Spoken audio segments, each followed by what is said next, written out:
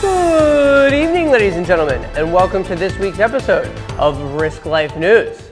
In this week's market report, the Bears finally got their pullback after a massive bull run. Unfortunately for the Bears, they were only able to remain in control for a week before we put in a nice higher low on the daily chart and headed back up towards the highs.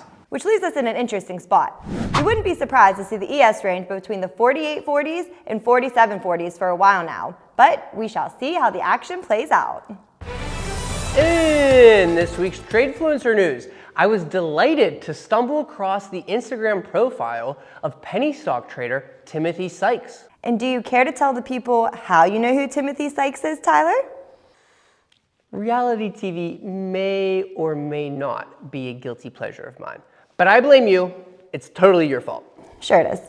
Well, if you haven't seen it, Timothy Sykes was a guest on the reality TV show Below Deck, where he was dubbed the worst charter guest in Below Deck history. Timothy made his Below Deck entrance in dramatic fashion.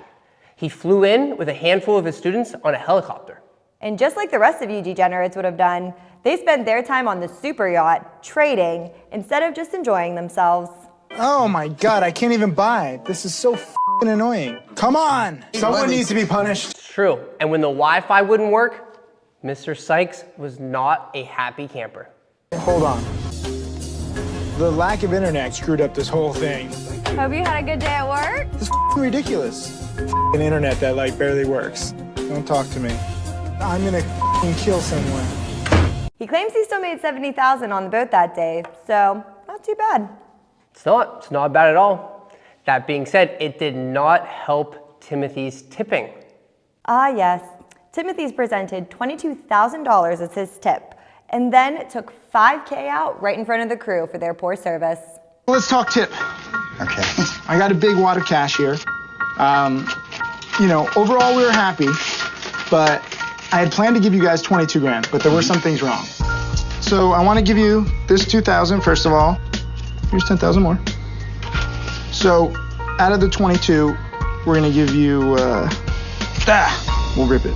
Here's another 5. Okay. So 17. Thank you. I think it's a pretty good amount, but some things can be worked on. Obviously the internet, big issue. I mean, overall it was great, but just some things could be improved.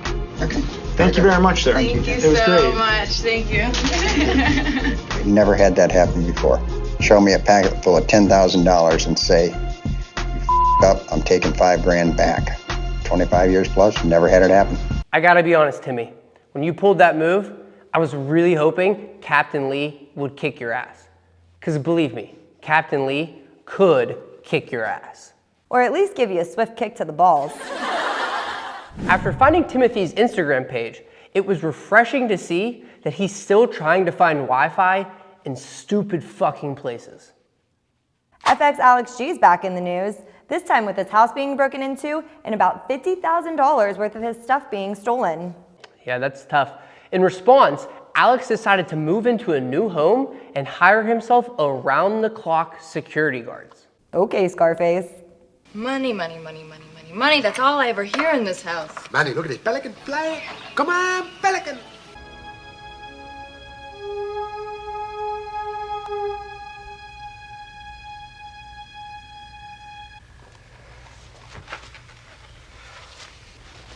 We put some pills into her.